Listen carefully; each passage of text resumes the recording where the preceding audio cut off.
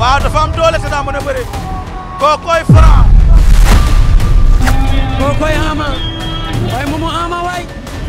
taxawaay bi baax na liggéey na sax entraîné na wax dëgg yàlla waaye xale lay dajeel min lamb ju doy waar a ngi Lamine ji lamb ji metti war na dina am ak du am teel a 16 gars yi ba pare leen. képp ku bëgg a seetaan combat bi. live pay-per-view lay daw. Senaffiche.com. ñi nekk Sénégal 8000 francs la ñu ko mën a jëndee ak les paiements locaux waa diaspora bi 15,99 euros donc. maa ngi leen di ñaax aussi tamit ñu bàyyi di pirater code yi nga xamante ne moom nañu jëfandikoo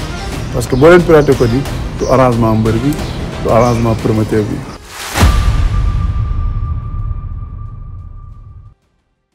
jërëjëf Awa te nag ni ngi fii Liberté 6 extension nu indi leen koo xam ne gëj nañ ko gis ci làmb nu gën ko xam si El Hadj Papa Dieng te nag nu fas yéene waxtaan ak moom ci li nga xam ne moom mooy làmb actualité làmb li nga xam ne moom war a am le 16 février incha allah diggante Franc Ama Baldé Liss Ndiago Lac Rose ak yeneen affiche yoo xam ni am na ak événement yi fi war a jaar yëpp si làmb ji El Hadj Papa Dieng maa ngi lay nuyu di la remercier bu baax le fekk nga dal nu fii tey sa kër si Liberté 6 extension. jërëjëf maa ngi lay nuyu bu baax di la fay di am encore mbégte à chaque fois bu fekkee da nga ñëw fii bu ñu waxtaan ci affaire lamb ji particulièrement ak comme li nga wax bëri bi am ci diggante Franc ak Ama Baldé ak yeneen bëri yi nga xam ne am na ci ak tamit événement yi nga xam ne mu ngi tourner autour de la lutte. père nu ko gis ci làmb ji da ngaa bàyyi làmb wala da nga jël recul si làmb wala daal amatuloo góob si li nga xam ne mooy làmb. def naa ñett yi nga wax yëpp moo ci bokk. ñett yi nga wax yëpp moo ci bokk ma dama yàgg seetaan làmb nag depuis les années 60 et quelque ba léegi te mu remarqué ne làmb ji au lieu muy gën di avancer parfois dafay dellu ginnaaw ci la qualité des lutteurs ci seen comportement ak violence bi am ci làmb ji ak guddee bi làmb ji di guddee ak problème bi am entre mbër yi donc mu nekk yoo xam ne daal vraiment finalement gëj naa làmb gëj naa seetaan làmb trop est-ce que amul 1 an ou 2 ans mais nag dinaa suivre làmb yi am na làmb yoo xam ne dinaa koy seetaan mais nag comme li ma la expliqué rek problème yi nga xam ne dafa am ci làmb ji non seulement retardu combat yi parce que dafay guddee trop te it non seulement arène nationale bi fi mu nekk par rapport ak ñi nga xam ne dañ dëkk fii Dakar dafay am problème et puis encore problème de sécurité ak problème yu bëri yoo xam ne mi ngi ci à telle enseigne que vraiment gëj naa ci làmb ji gëj naa ci trop sax. père gis nañu ki nga xam ne mooy président Alioune Sarr bi mu fegalee dafa dem jox ki nga xam ne moom mooy Bira Sène après Bira Sène Malick Ngom gis nga li si jotoon am yëpp balaa Malick Ngom di falu nag nga dundee li nga xam ne moom mooy nomination Malick Ngom. non ni ma ko dundee rek mooy regretter départ Alioune Sarr puisque certes nekk dafi pendant 23 ans mais dafa maîtriser woon làmb ji ndax xam nga ni mu téye woon làmb ji ak ni mu ko organiser woon ak tamit. ni mu ko doon gérer ak ñi mu àndaloon làmb ji dafa ekkoon ci niveau boo xam ni vraiment dafa atteindre sommet bi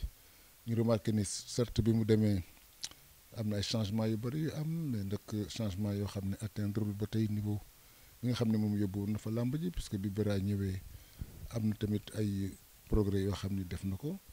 bi Malick Ngom ñëwee tamit am na mais nag léegi mbër yi ak maanaam ñi nga xam ne dañ promoteurs yi. dañu am même mise ci làmb ji contrairement ak bi fi Alioune Sarr nekkee tu sentais qu'il y a un patron dans la lutte que te moom mooy décider mais léegi on a l'impression que ñi nga xam ne ñooy organiser ak mbër yi seen bopp presque ñoom ñooy diriger làmb ji ce qui n'est pas normal puisque mënoo nekk acteur ba pare nekk dirigeant à la fois donc loolu moo tax man la dama regretter yu bëri yi am ci làmb ji puisque làmb ji au lieu mu avancer dafa dellu ginnaaw à plusieurs niveaux ndax bu ñu demee ba nga xam ni dañuy suspendre sax ay superviseurs di dem ba nga xam ni mbër yi dañuy am maanaam kaddu ci kiy diriger làmb ji donc il y a trop de problèmes à telle enseigne que daal vraiment comme li nga wax je préfère faire un recul et regarder la lutte à partir de chez moi ou ailleurs. Est-ce à dire que vous regrettez le départ de Alioune Sarr à la tête du CNG? En tout cas même si je ne le regrette pas depuis son départ gisuñu ko am niveau bi nga xam ni amoon na ko par rapport ak mainmise bi mu amoon ci làmb ji ak ñi nga xam ne dafa àndoon ak ñoom puisque c'était vraiment du sérieux et puis da nga xam ne fii kilifa ngi fi du n'importe qui mooy décider mais CNG bi si boppam moo daan décider ak tamit innovation yu bëri yi nga xam ne def na ko ak respect bi mbër yi amoon ci CNG bi par rapport ak maintenant je crois qu'il y a une grande différence. naka nga dundee suñu demee bay gis benn mbër ku mel ne Ama Neex traité de corrompu li nga xam ne moom mooy CNG. mooy li mu l'expliqué rek puisque déjà comme li mu l'expliqué puisque on ne sent pas véritablement un patron dans la lutte te lutte dafa doon sport boo xam ni dafa doy waar ba il faut que mu am benn patron boo xam ni moo koy diriger koo xam ni xam na li muy def mën na ko attan na ko te dañ ko dénk mën na ko téye te loolu la ñuy remarqué ne amatul parce que tu as l'impression que ñiy diriger dañu bëri parce que à l'époque président CNG dañ ko daan distingué mu nekk il sortait du lot ce n'est plus le cas léegi c'est un groupe de personnes ak des influenceurs yoo xam ne tamit ils ont tout fait pour que Malick soit élu donc ñu nekk ay ñoo xam ne tamit comme que dañ jàpp ci élection dañuy jouer ci loolu ba di bokk ci ñi jël décision di bokk tamit ci ñi nga xam ni dañuy am influence ci làmb ji yëpp dafa doon ay éléments yoo xam ne dafay wàññi doole làmb ndax làmb dafa war a am kilifa bu ko diriger ñi si nekk tourner autour du patron comme ça làmb ji mën dem. Malick moom il était là lorsque Alioune Sarr mi ngi fi woon Malick était là lorsque Bira Sène était là et cette fois-ci il est là en tant que président est-ce que vous pensez que Malick moom il peut être à la hauteur puisque il a cheminé avec Alioune Sarr et il a cheminé avec Bira Sène. Ouais, mais quel que soit Alpha même s'il n'est pas à la hauteur il a été élu par les nouvelles autorités que le fait que mu nekkoon ak Alioune nekk ak Bira ça lui a donné pas mal d'expérience il connaît le milieu et puis c'est un homme du sérail qui a toujours vécu dans le milieu je crois en principe warul am benn problème pour mu diriger làmb ji parce que du milieu bu bees ci moom yàgg na évoluer ci milieu bi avant ñu koy nommer président donc xam na milieu bi xam na ni milieu bi di demee arbitre la il a arbitré de grands combats il est au cœur de la lutte fi mu dëkku làmb la ay mbappat ak yooyu donc c'est un homme du sérail du ko bees normalement avec le temps d'expérience qu'il a vécu war na mën diriger làmb ji parce que diriger tout simplement da nga koy teg ci yoon rek boo ko tegee ci yoon avec de bons collaborateurs il y a pas de raison que tu ne réussisses pas la mission qu'on t'a confiée. On a dit que nañ ko nommé mais CNG bi on va vers une fédération est-ce que vous êtes pour ou contre li nga xam ne mooy CNG jóge CNG dem carrément fédération ak conditions yi nga wax nii yëpp par rapport moom la làmb ji doxee ba nga xam ne pratiquement tu as pris de recul. non xam nga fédération amoon na fi après Ousmane Paye ñëwee lu ko dindi depuis lors CNG moo fa nekk depuis 94 ba léegi mais je crois que ça ne peut pas continuer aussi il faut qu'on tende vers une fédération bi nag dafa am yu bëri yu mu laaj parce que dafa am ay représentation régionale dëkk bu ci nekk war na am représentant comme actuellement CRG yi ak yooyu mu nekk loo xam ni finalement dañu koy former pour am benn structure bu forte bu tudd fédération kooku tamit xam nga du lu yomb mais je crois qu'avec le temps te it ñu ngi koy wax boobu ba tey il y a eu assez de temps pour la préparation il est grand temps pour ñu dem vers une fédération léegi nag il suffit tout simplement de réunir les critères pour aller à cette fédération mais c'est une nécessité puisque depuis 94 depuis presque 30 ans ñu ngi ci CNG de ça tend à disparaître puisque le comité national de gestion structure la boo xam ne dafa provisoire du éternel donc en principe il faut tendre vers une fédération quel que soit Alpha. Il y a une personne avec qui vous avez vraiment cheminé ensemble mooy à la personne de feu Gaston Mbengue qu'est-ce que ça vous a fait bi nga déggee ni Gaston Mbengue wàññeeku na ci làmb ji ak tout ce qu'il représentait dans la lutte. Il m'a beaucoup affecté ça m'a beaucoup affecté puisque non seulement suma xarit la woon di suma rakk moomu daan woowee grand frère de luxe événement bu mu am def ci waxtaan ak man à chaque fois su may def émission à Sud ci Rétro Sport boo amee combat bu mag daf fay ñëw et puis ñu bokkoon ay xarit parce qu'on s'est connu ailleurs que dans la lutte ñi nga xamante ma ak moom kër Babacar Nene Mbaye qui était le président de Solidarité Partage nekkoon tamit ministre de la modernisation de l'État dafa daal ñëw di ànd ak Maguette Diouf donc foofu la ñu xamante mais depuis lors ñu jàpp kóllëre boo xam ne et puis mu liggéey bu mag a mag ci làmb ji liggéey boo xam ne du ma ne kenn liggéeyu ko wante balaa nit liggéey lu toll noonu ba pare am constance ba pare mën a jàppale mbër mën a dimbali surtout mbër yi nga xam ne dañu dem à la retraite parce que boo xoolee Moustapha Gueye bi mu dem retraite ñaari combat yi mu ko wutal Lac de Guiers 2 ak Balla Gaye fay ko ci xaalis boo xam ni dafay dem tranquillement à la retraite sans compter le grand combat événement yu rëy yi nga xam ne tëgg na ko ci làmb vraiment c'est une disparition qui m'a beaucoup touché ndax comme li mu l'expliqué rek c'est un monument de la lutte mais nag comme on dit nul n'est éternel mais en tout cas moom daal il a laissé beaucoup de traces dans la lutte puisqu'il a amené la lutte à un niveau jamais atteint et puis tamit def promotion mbër yi def promotion lamb ji doonoon une forte personnalité de la lutte qui a disparu donc c'est un vide pour toute la lutte et ça se voit déjà am na problème yoo xam ne bu fi nekkoon du demee noonu am na ay combats yoo xam ni moom dafa ko daan tëgg avec beaucoup de facilité malheureusement il est parti certes son fils a pris son relais on lui souhaite une bonne réussite mais am ku mel ni Gaston Mbengue c'est pas facile. wax nga ko léegi y a Makan son fils qui a pris le relais est-ce que qu'est-ce qui lan la Makan war a def pour arriver pas à la hauteur de son père c'est quasi impossible mais par exemple aisance bu papaam doon am pour tëgg yenn combat yi déjà y a souvent des problèmes on dit qu'on lui met les bâtons dans les roues et tout ce qui s'ensuit. mais xam nga loolu tamit du ñàkk dans ci biir làmb ji parce que y a beaucoup de promoteurs qui sont là même son papa a eu les mêmes problèmes mais il était assez solide pour parer à toute éventualité ba am résultat yi nga xam ne am na ko avec l'expérience dina egg ci niveau boobu puisque il a vécu sous l'empreinte de son père am na combat yoo xam ne papa ji bu ko daan tëgg def naa ànd ak moom di ko yóbbu ci sponsor yi di ko teg déjà ci yoon wi avant muy génn àddina avec le temps avec l'expérience encore surtout ñu ko entouré ko ci mel ne Lahat Ndiaye donc je crois qu'avec le temps li papaam def xëy na bu ko deful sax dina def loo xam ne moom tamit dina manque empreinte am puisque doomu Gaston Mbengue rek déjà c'est un avantage ànd ak moom mu former la un deuxième avantage troisièmement tamit combat yi nga xam ni moo ko tëgg bi nga xamee ni papa jaa ngi fi papa ji moo ko doon accompagner je crois qu'elle a tous les atouts pour remplacer son papa certes ça va être difficile mais en tout cas il est sur le chemin. Comment vous voyez la percée de Albourakh? Aziz était là avec Aziz Production mais nag cette fois-ci dafa ne dafa retiré si làmb ji mais dem na demul parce que y a son fils qui est là y a son frère Baye Ndiaye qui est là avec Albourakh ak 2 dernières années wala 3 dernières années yi les grosses affiches yi mu tàmm di tëgg. Aziz demul Aziz là yow tamit parce que da nga ko dégg déjà agent de lutteur la moo yore Balla Gaye sans compter affiche yi nga xam ni dañ koy tëgg da nga ko ciy dégg xëy na te parfois da nga koy gis ci biir làmb ji donc je crois qu'il est toujours là il n'est pas parti nee na loolu sëriñam moo ko santoon mooy sëñ Abdoul Aziz Sy Junior moo ko ne woon na nga bàyyi mais boo seetee ba seet il est toujours dans la lutte ndax on parle de lui certes son frère est là te son frère cesse de dire que li muy def ci Aziz moo ko teg ci yoon donc en tout cas jusqu'à présent son nom est dans la lutte je ne pense pas que bàyyi na ndax soo bàyyi dara doo fa jege sax mais bàyyi boo xam ne toujours yaa nga làmb ji bàyyi boo xam ne toujours ñu ngi dégg yaa ngi wax bàyyi boo xam ne yaa ngi yore mbër bu mel ni Balla Gaye xam ne souvent il est au devant de la scène te yaa koy waxal yaa koy représenté te ñoom tamit saa yu ñu waxee gërëm la tudd la je crois qu'il est toujours dans la lutte il n'a pas laissé Aziz est toujours dans la lutte. ndax nga gisee la guerre des promoteurs parce que ki si mel ni Baye Ndiaye moom confirmé na exactement y a eu la guerre des promoteurs des fois sax da ngay gis laxaat sànni ay pic Aziz ainsi de suite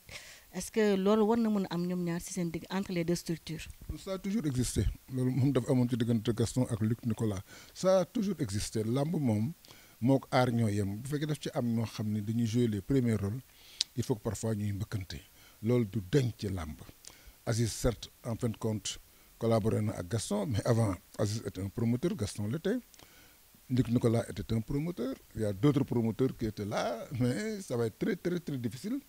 pour ñu déggoo seen biir boo déggee sax ñoom en fait cachet yi ñoom ñoo ko yàq ndax bu kii fayee kii ñëw fay leneen donc je crois que nañ ko def rek de manière saine parce que tamit rivalité du ñàkk mais que ce soit une rivalité saine mais loolu du ñàkk ci sport bi parce que ku ci nekk boo ñëwee di teg sa xaalis da ngay bëgg a gagner te fa ngay teg xaalis am na keneen koo xam ne daf fay teg xaalis te ki ngay bëgg pour mu bëreel la kooku moom daf koy bëgg pour mu bëreel ko donc dafay am ay problème dafay am ay surenchère ça a toujours existé l'essentiel rek mooy nañ ko def ci ne mu gën a rafete mais ça ne peut pas ne pas exister puisque comme je dis c'est une rivalité qui a toujours existé et elle existera aussi éternellement. Père cheminé nga ak ay mbër notamment maanaam ci jeune génération bi rek mel ni Modou Lo ak Balla Gaye ñoom ñaar bëri nañu ñaari yoon Balla Gaye a eu le dessus sur Modou Lo mais néanmoins on parle une troisième confrontation est-ce que tu penses que Modou sera à la hauteur d'une troisième confrontation entre Balla Gaye? Bien sûr Modou est le roi des arènes xanaa kay ça dépend. Balla est l'empereur. waaw mais xam nga l'empereur kooku c'est un nom qui a été créé par un promoteur c'est pas le cas, c'est pas un nom qui a été créé par la presse. De toutes les façons presse bi moom Modou Lo mooy roi des arènes puisque moo daan ki yore woon maanaam couronne bi. Certes Aziz a créé un combat dans lequel il a donné le nom de empereur kooku ci diggante Balla Gaye 2 la ak Tapha Tine diggante ñaari nit la que nag c'est pour tout le monde te it on ne peut pas se lever un beau jour créer sa propre affaire non du noonu la lutte c'est pas comme ça sinon boo léegi keneen ñëw mën na tëgg beneen combat tudde ko beneen nit donc je crois que actuellement Modou Lo mooy roi des arènes c'est à lui nag de choisir parce que bëreeg Balla tamit xam nga y a beaucoup de risques non seulement il y a beaucoup de risques parce que Balla déjà c'est un adversaire difficile pour Modou Lo ci taille bi ci rallonge bi ci qualité technique yi ci préparation bi ci ginnaaw gi ak pas mal de facteurs yoo xam ni bu fa rawul Modou Lo du ko raw te seen bëri tamit de déggoowul ndax Balla non seulement c'est un attaquant Modou Lo c'est pas un attaquant c'est un contre-attaquant te Balla tamit saa yu bëreeg moom dafay bëgg a jàppanteeg moom bàyyi xeex bi pour jéem a bëreeg moom pour daan ko toujours ci loolu la koy daane parce que c'est un adversaire difficile pour Modou Lo c'est à Modou Lo nag de voir ndax jar na ko wala jaru ko mais man de bu doon man du ma bëreeg moom ndax daan na ma 2 fois te terewul ma nekk roi des arènes bu doon man laa wax du ma bëreeg moom àddina nag ku ci nekk ak sa gis-gis te it les enjeux aussi sont élevés parce que am na somme yoo xam ne bu ñu la ko joxee. On parle de 200 millions. xam nga loolu tamit c'est de l'argent kooku mën nga ko investir dugal ko foo xam ne boo liggéey dina la indil lenn en tout cas daal c'est à Modou Lo de voir ndax war na bëreeg moom wala warul bëreeg moom mais loolu yàgg na am ci làmb doon champion ba pare am koo xam ni daf lay sonal doo ko mën a daan gis nga dal na Yékini ak Zallo mais Yékini n'a jamais réclamé une revanche devant Zallo te bàyyi na làmb te xam nga Zallo daan na ko mais yàqul dara ci carrière am yàqul dara ci carrière am. Père nu dem nag si li nga xam ne moom mooy la jeune génération tey soo toogee tey sa kër ngay seetaan làmb nga dégg frasque yi mbër yi di def mbër jël na problème visa mbër xeex na fii mbër emprisonné nañ ko pour coups et blessures ça te fait quoi alors que làmb wala boog sport c'était un exemple quand tu étais sportif il fallait montrer le bon exemple mais maintenant avec la jeune génération li ngay dégg si ay frasque ça te fait quoi tey en tant qu'ancien. Ça me fait mal parce que bu yàgg ba loolu amul woon parce que mbër yu yàgg yi c'était des exemples de correction bu ñu daan génn ci mbedd mi sax nit ñi dañ leen daan admirer ce n'est plus le cas donc léegi c'est la violence verbale c'est la violence physique da ngay gis ay face à face yoo xam ni sax dafay am ay comportements yoo xam ni doo ko tu ne comprends rien du tout yaa ngi fàttali ko face à face bi amoon ci diggante Yékini Balla Gaye ak diggante Gouye Gui ak Ama Baldé xam nga ba ci kaw estrade bi ñu songante fa ba daanu ci suuf gis nga tamit li amoon ci diggante Ama Baldé ak Malick Niang donc c'est des choses à regretter c'est pas du tout joli loolu moo tax CNG bi war nañ jël ay mesures draconiennes pour yooyu ñu dindi ko parce que tamit combat bi c'est le jour du combat mais pas ci face à face yi ñuy def ci face à face yi même pour jaay combat bi sax dafay dem ba combat bi dootul amati benn valeur combat bi le dimanche la ci heure bi nga xam ne dañu war a bëre sinon avant ça ak après ça y a pas de raison de ce comportement là c'est vraiment regrettable. Digne fils de la Médina vous avez vu li nga xam ne moom mooy Gris Bordeaux son dernier combat avec Zarko Gris la situation de Gris au sein de l'écurie Fass la situation de Gris par rapport à sa carrière la situation de Gris par rapport à la relève donc il a été 3e tigre de Fass intronisé le seul tigre qu'on a intronisé et Fass n'a jamais eu de titre de roi des arènes la situation au sein de l'écurie Fass tey. Situation désastreuse comme je dis une situation déplorable une situation très difficile pour les supporters de Fass parce que Fass dañ ko xamee ci écurie bu mag écurie boo xam ni daawul tegle ay défaite boo amee défaite tey bala moo amati défaite dafay yàgg boo amaan yenn grand combat yi sax bu fekkee dafa jóge ci défaite booy dem làmb ji daf lay wóor ni dafay daan c'est malheureux loolu amatul te nag loolu tamit ça ne peut pas être éternel parce que amul écurie boo xam ni da ngay am éternité loo gis rek temps la amoon na temps boo xam ni Fass a fi nekkoon les choses ont changé on ne parle plus de Fass les défaites s'accumulent les déceptions aussi. Da ngay dem sax ba ne est-ce que réellement Fass am na ay dirigeants puisque li nurootul écurie da nga naan c'est une armée mexicaine où tout le monde fait ce qu'il veut. Donc c'est triste pour Fass, c'est triste pour Gris Bordeaux, c'est triste pour la relève, c'est triste aussi pour les anciens de Fass qui ont tout fait pour que flambeau bi des fi ku ci mel ne ay ñoom Boy Nar Fall ay ñoom Mame Gorgui Ndiaye ay ñoom Faga 1 Faga 2 après Toubabou Dior sax après day ñëw dëkk ñu Fass mais après day ñëw ay ñoom Birahim Ndiaye ay ñoom Nguer et tout ça. Donc c'est malheureux que flamme bi wàcc, c'est malheureux aussi que amatuñu mbër parce que tamit boo xoolee mbër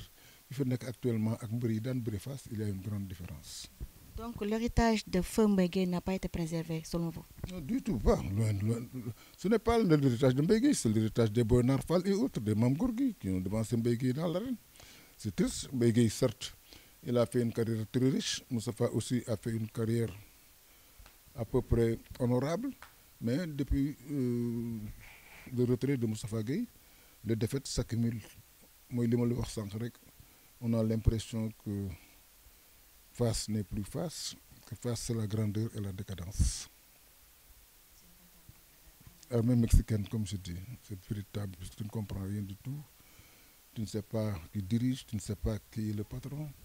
Les lutteurs sont laissés à eux-mêmes, ils s'entraînent chez eux, ils choisissent leurs partenaires. Ils peuvent ne pas même venir à l'entraînement aux heures indiquées. Ils font ce qu'ils veulent. Le jour du combat, ils restent chez eux, ils se préparent chez eux. Donc il n'y a aucune communication par rapport à la grande écurie de Fass, où les gens se rencontraient, se préparaient dans un même endroit, se retrouvaient dans un même coin avant de partir et de faire des réunions de manière permanente, avoir un bureau administratif très engagé. Donc ça laisse c'est vraiment triste pour les supporters de Fass. Mais en tout cas, pour le moment, dans li nga xam ne moo fi nekk ak contre-performance yi ñuy def, c'est triste à voir.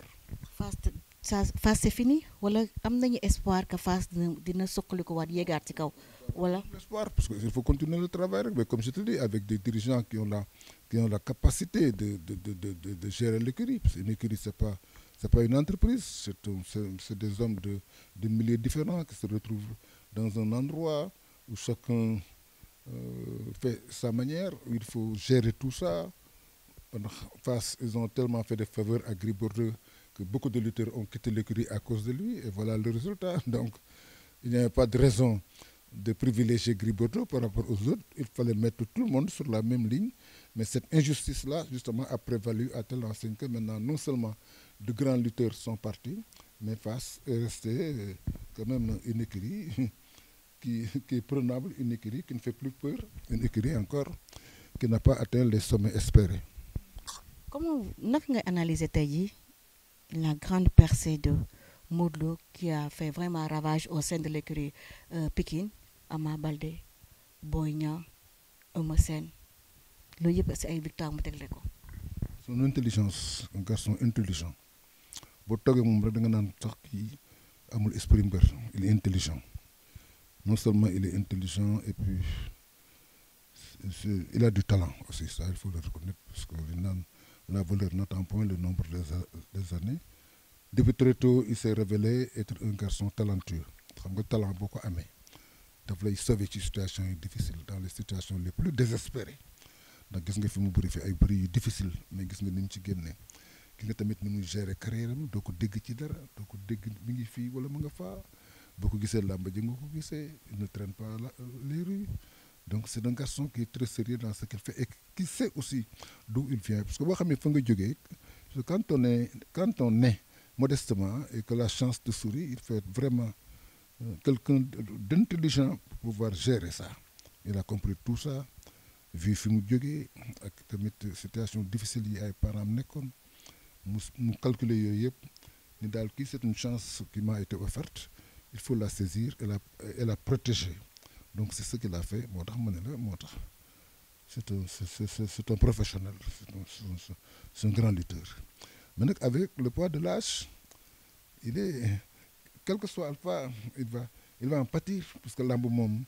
boo ci yàggee rek boo ci defee 10 ans de carrière, attends-toi à être relevé par un garçon qui est plus jeune et plus fort. Gis nga dernier combat bi difficulté yi mu ci am su ko am ci lamb. Les gens n'y croyaient pas que dina combat, tout le monde pensait que ce serait un combat facile. te gis na combat ba dina mujjee c'est un peu compliqué c'est un peu très difficile même puisque li ko difficile loo mooy adversaire bi taxawul sur place puisque Modou Lo bala moo mën a bëre ak yow nga taxaw sur place wala ngay ñëw dugg ci comme je te dis c'est un contre-attaquant mais fekk à chaque fois bu la gëddee da ngay dellu ginnaaw finalement loolu mën na ko énerver sax ba mu song te song jotul wala mu wuti loo xam ni jotul ba finalement mu am ci jafe-jafe donc na def attention puisque xale yaa ngi ñëw te comme je dis la couronne ne reste pas longtemps dans les mains de quelqu'un avec le temps avec l'âge ça tend à disparaître. Mais Yékini a réussi cette prouesse-là 15 ans d'invincibilité. Tu as vu la fin. Il a eu trop de problèmes à la fin que bëre bi mu bëre ak Balla te sans que c'est un problème d'âge ndax bu fekkoon ñoo bokk ñoo yemee at bëre ba du demee noonu mais moom li mu la expliqué làmb daal boo ci yàggee ku lu gën a féete ndaw mooy ñëw ndax boo seetee différence d'âge bi am ci diggante ak Balla Gaye dafa bëri on ko magi ay 10 ans plus de 10 ans te ko magi 10 ans doo leen yemati doole bu làmb ji gaawee da ngay sonn bu yàggee da ngay sonn keroog il s'est donné lui-même ndax daawul bëree noonu moom il attendait mais keroog moo jeex dafa bëggoon combat bi jeex parce que c'était difficile pour lui parce que différence d'âge bi ma la wax la avec le temps c'est un peu compliqué donc certes il a fait 15 ans de carrière mais boo xoolee tamit adversaires yi mu amoon c'était pas des adversaires redoutables comme li dal Modou Lo wala li dal Balla Gaye dalu ko parce que boo seetee moom ñu mu bokkal génération presque il avait beaucoup d'avance sur eux ay Bombardier ay Balla Gaye numéro 2 donc ñooñu dafa amoon avance ci ñoom ay ñoom Khadim Ndiaye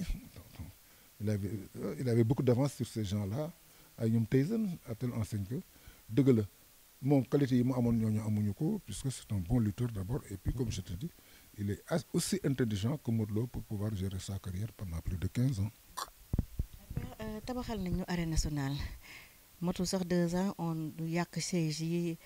yàq li nga xam ne mooy caméra de surveillance yi dindi toilettes yi nekkoon ci biir mooy les chaises anglaises et tout ba léegi dindi nañu chaise sax def fa léegi li nga xam ne moom mooy dër léegi làmb dem na ba ci biir nee nañu stade yi nga xam ne lañ koy defar maanaam Ablaye Wade ak li nga xam ne moom mooy stade Léopold Sédar Senghor nañ leen ko ubbil parce que fee arène nationale ba dafa ndaw yow ban commentaire nga siy def déjà. waaw ndax bu fekkee dañ leen defal stade bi ñu yàq ko stade bu ndaw bi dinañ yóbbu ci stade de luxe ñu yàq ko loolu kay nekkuma rek maa bëgg a sonal rek waaye xam nga ni c'est une question qui n'est pas pertinente làmb ji dañ leen ko tabaxal pour ñu am fu ñuy bëree ñoom bañ di àbbi fenn loolu moo tax ñu defaral leen ko te làmb ji ça prend environ 20 000 spectateurs mook Demba Diop ñoo tolloo léegi ñoom seen wàllu bopp je crois que am nañu occasion boo xam ni mën nañ def seen porte duñu gêner kenn te kenn du leen gêner arène nationale la foofu làmb rek lañ fa def kenn dafa football kenn dafa volleyball kenn dafa handball nañu jéem a organiser seet bii nuñ koy jaayee seet tamit combat yi naka lay teel a pare ak tamit comportement ñi nga xam ni ñooy amateurs yi parce que gis yow mu yaa ko waxal sa bopp chaise gis nga nañ ko daan def yàq gis nga toilette ci niñ ko def RDC bi gis nga nañ ko def je crois que daal c'est un grand risque de leur donner le stade Abdoulaye Wade je ne gère pas nag le stade mais ki koy gérer moom c'est à lui de prendre les responsabilités mais en tout cas pour daal mën leen yemale sa promoteurs yi même bu ñu bëggee organiser foofu c'est que duñu mën a cerner amateurs yi li ñuy def ak fans club yi su fekkoon mën nañ ko sax amul benn problème parce que xam nga ko su mel ni Aziz il est assez professionnel comme li mu expliqué xam nga sànq moo tax mën a bàyyiwul làmb ji bu demee ba naan dafay organiser foofu dara ay match ay combat MMA ak yooyu nga xam ne kon bàyyi bi amul sens. combat Siteu Balla Gaye bëgg na ko fa yóbbu. waaw kon xam nga da nga doon bàyyi na xam nga kon comme ça vous prouve que bàyyiwul combat Siteu ak Balla Gaye je ne pense pas mën nañ ko tëgg arène nationale mën nañ fa tëgg n'importe quel combat. on est presque à la dernière ligne droite de l'interview Père gis nañu benn pas communiqué mais une déclaration du ministre de l'Intérieur pour wax ni que combat yi bëgg na muy jeex à 19h au plus tard est-ce que tey jii ak fu làmb bu toll ak enjeu financier yi ak aussi 10 grands ay combats primés yoo xam ne bu nekk mën na nekk grande affiche est-ce que loolu c'est possible que les combats se terminent à 19h. moi je souhaite que mu def ko 19h30 sax mooy mu yokk ci 30 minutes puisque 19h ça va être compliqué te loolu li ko waral mooy combat yu bari combat dafa bari pourquoi 10 combats nañ ko def 5 combats. mais loolu nekkoon seen xeex bu temps Alioune Sarr mu yokkal leen ko mu nekk 10 combats parce que amateur dañuy fay seen xaalis pour 5 combats. amateurs yi bu ñuy fay tamit te le temps ne permet pas aux lutteurs de lutter avant 20h kooku ça change les choses ndax tamit 10 combats yi moo bëri c'est tout simplement ça su fekkee Alioune Sarr daf ko defoon sax sous la pression populaire pour permettre aux autres de lutter mais on a le temps takkusaan yi du jeex mais 10 combats dafa bëri 10 combats yi loolu 10 combats yi la ñu war a wàññi ndax loolu moo guddee làmb ji 10 combats yi rek ko mu jël bu ñu ko defoon 5 combats du guddee mais 10 combats te bu ci nekk doo maîtriser temps bi kooku il faut mu guddee même bu ñu ko bëggee def 10 combats ak 19 heures du sotti war a mën nañu ko def peut-être 19h30 te wàññi combats yi moo bari bu fekkee da nga def dara pour arranger une situation bu fekkee situation bi arrangé wul mais da ngay dellu ginnaaw nga changer même si on l'a fait pour des raisons populaires pour des raisons de sauvegarder la lutte et de permettre à tous les lutteurs de s'exprimer mais le temps ne le permet pas il faut changer sinon dina am ay problèmes yoo xam ni les conséquences sont fâcheuses les conséquences sont insoupçonnées donc xam nga puisque am na ñu bëri ñuy kaas bu laa bu ju guddee seen yëf day yàqu dañuy yàq seen kër ñu yàq seen marchandise ñu yàq seen oto ay clients yu nekk ci ay taxi ñuy nangu seen i portable ça c'est permettre aux bandits de faire ce qu'ils veulent donc je crois que il faut se mettre à la disposition des autorités et de respecter li nga xam ni def nañ ko mais comme je dis nañ ko def 19h30 puisque 19h léegi 19h jot te temps bi de permettre à tout le monde d'être prêt en tout cas promoteurs yi nañ jël seen précaution teel a commencé làmb ji au lieu de 16h nañ ko commencé à partir de 15h parce que tamit am na heure boo xam ne bu ko passé rek dafay indi problème te comme arrêté ministre bi wax nga ko il faut se conformer à ça pour ne pas créer des problèmes après les combats de lutte. père ni ngi dem nag si combat bu mag 16 février boo dox si diggante Franc ak ki nga xam ne mooy Ama Baldé y a eu beaucoup de tension y a même ñaari mbër yu mag yi génn ku nekk ak sa poulain yaa ngi défendre sa poulain maanaam Ama Baldé Balla Gaye ak ki nga xam ne moom mooy Modou Lo mais ñaari mbër yi 2 face à face 2 face to face qui s'est terminé à queue de poisson. alors tension la rek boo seetee tamit ñaari mbër yi am na ko indi loolu ñoom ñaar am na ko xam ne moo créé loolu peut-être pour intimider adversaire am pour bésu làmb ji moo am ci moom ascendant mais c'est un combat qui va être compliqué de c'est un combat qui ne va pas être facile pour Ama Baldé. Pour qui? Pour Ama Baldé ça ne va pas être facile parce que Franc c'est un bon lutteur c'est un garçon qui a montré ses preuves et qui n'a pas de défaite te it il sera dans l'arène il viendra très gonflé parce que am na qualité yi am na atu yi te it il fait partie d'une grande écurie donc yëpp dafa doon ay éléments yoo xam ne je crois que Ama Baldé ci yooyu la taxaw pour intimider ko avant combat bi pour yàq xelam pour bu ñëwee am li mu bëgg ça va être compliqué pour lui puisque Ama moo ko laaj xam nga Franc laaju ko Ama moo ko laajal boppam te it mbiru xale boo ko laajee moom tu as approuvé c'est le cas de Yékini qui avait demandé à lutter contre Balla Gaye yaa ngi ci conférence de presse ba xam nga keroog moom moo ni jox leen ma Balla Gaye sans raison donc Ama il a beaucoup à faire dans ce combat-là bien qu'il y ait des qualités Ama tamit c'est un lutteur qui a beaucoup de qualités c'est un garçon boo xam ne am na gëm-gëm am na pas-pas am na tamit ay qualités mais en tout cas il a un adversaire de taille dëgg la Franc musul am défaite te it Ama dafa ñëw pour daan ko pour moom daf ko war a daan parce que Ama pour moom dépassé na Franc Modou Lo la war a bëril mais nag combat saa yoo sous-estimé nit rek mën na la indil problème. pourtant Modou Lo daan na Ama. waaw Modou Lo daan na Ama mooy li ma la expliqué parce que tamit c'est Ama qui a voulu le combat gis nga bëri ba tamit na mu demee Ama a beaucoup parlé ci biir combat bi il s'est même permis de porter la couronne avant le jour du combat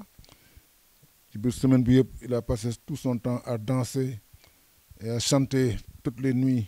pour dire que la couronne va venir ici donc lamb dafa doy waar trop lamb daal ndey bu fekkee da nga ci bëgg am dara da nga koy nëbb ba heure ba jot nga wane ko mais boo ko teelee wane rek ak ki ngay bëreel bu fekkee am na ay mbokk soo moytul di nga am problème te it c'est pas un combat facile parce que Franc c'est un garçon qui a montré ses preuves certes Ama mooy favori ci combat bi dëgg la ndax xëy na moom mag moo ëpp expérience mais Franc reste un véritable adversaire pour lui. Ils doivent aborder le combat moom Franc pour quelqu'un qui n'a jamais eu pour mbër bi nga xam ne mosul enregistré li nga xam ne moom mooy défaite. waaw comme ni ma aborder les autres combats rek avec plus de prudence de sérieux et de répondant ndax boo gisee bëri bi mu bëri ak Tyson 2 nga xam ni donc il a des qualités de bagarreur mun na xeex ak yeneen combats yi nga xam ne bëri na ko tamit qu'ils s'attendent à ce que Ama le charge dès le début du combat pour mun am riposte d'ailleurs non seulement pour fayu mais pour xamanteeg moom te bu Ama ñëwee mu jàppanteeg moom te ci biir jàpp bi tamit mu xam li muy def parce que Ama est très rapide dans ses actions donc c'est un combat très très très compliqué hein, même pour les deux et pour Ama et pour Franc. On a vu que Fass mi ngi dem tamit le 16 boobu ak Lac Rose gis nañu Gris Bordeaux déjà Forza am na défaite Gris Bordeaux am na défaite Forza Lac Rose naka la fas yéene aborder combat bi. mu di question bi nga may posé sax ak li nga ma wax yëpp te mu faral Fass déjà réeral nga ma sax ci réponse bi ma lay jox li mu war a def mooy fexe ba daan rek comme ni mu bëri ak dernier combat bi mu bëri ak Jackson gis nga combat ba bu mujj bëri les gens ne s'attendaient pas à ce qu'il gagne te it gis nga na mu gagné c'est malheureux pour ce garçon-là puisqu'il avait beaucoup de qualité mais avec sa blessure au genou donc yooyu yëpp dafa doon ay handicap yoo xam ah s'il se remet et s'il s'entraîne sérieusement il peut avoir gain de cause mais en tout cas il va lui aussi vers un combat très difficile hein, parce que lamb ji léegi rien n'est donné tous les combats sont difficiles Lac Rose avec sa dernière victoire peut avoir des soucis de triomphe pour gagner parce que xam nga victoire boo ci jógee daf lay c'est un stimulant pour les autres combats à telle enseigne que bu sérieux ci li muy def il a de fortes chances d'avoir gain de cause. Père El Hadj Papa Dieng vraiment ça a été vraiment plaisir waxtaan ak yow si waxtaan actualité làmb surtout malgré que gëj nga si làmb mais tu suis toujours li nga xam ne moom mooy làmb donc maa ngi lay remercier bu baax a baax par rapport à ta disponibilité ça n'a pas été facile nag par rapport ak li nga xam ne moom mooy sa santé ak li nga jël tamit temps de le recul comme tu dis tu as à peu près tu as pris de recul par rapport à la lutte par rapport réseau yi nga wax yëpp si interview bi donc vraiment maa ngi lay remercier bu baax a baax. Avec toi, tu sais, je n'ai pas de solution. Il fallait que j'accepte l'invitation. Je la refuse à tout le monde, ça, puisque, comme je dis, depuis presque 2 ans, je ne suis pas très près de la lutte maintenant. Je ne vais pas à l'arène. Je ne suis pas sur les télés. Je ne suis pas sur la communication de la lutte. Maintenant, avec toi, je suis obligé. Il y a beaucoup de choses qui nous lient, particulièrement Alioune Sarr. Ce qu'il faut là. C'est mon ami, donc je ne peux pas refuser avec d'autres facteurs sur le plan du travail, ta façon de faire, les qualités professionnelles que tu as, tout cela me pousse à ne pas refuser ton invitation. Je suis obligé d'accepter malgré le temps, malgré ma convalescence. J'étais un peu malade, donc je suis en convalescence, mais comme je dis, je ne peux pas te refuser ça, parce que quand on voit une personne qui a beaucoup d'envie dans ce qu'elle fait, il faut l'accompagner jusqu'à la réussite. Donc, finalement, mon invitation.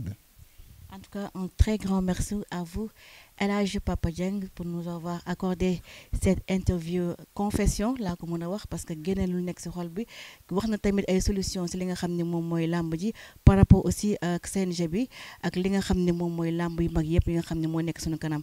maa ngi remercier bu baax ñi nga xam ne ñoom noonu seetaan di remercier aussi sama camerawoman Awa Fall jërë ngeen jëf. waaw dafa am doole te daa mën a bëre kookoy Franc. kookoy Ama waaye moomu Ama waay taxawaay bi baax na liggéey na sax entraîné na wax dëgg yàlla waaye xale lay dajeel. min lamb ju doy waar a ngi Lamine. ji lamb. lamb ji metti war na dina am ak du am. teel a 16 gars yi ba pare leen. képp ku bëgg a seetaan combat bi. live pay-per-view lay daw. Senaffiche.com. ñi nekk Sénégal 8000 francs la ñu ko mën a jëndee ak les paiements locaux. waa diaspora bi 15,99 € donc. maa ngi leen di ñaax aussi tamit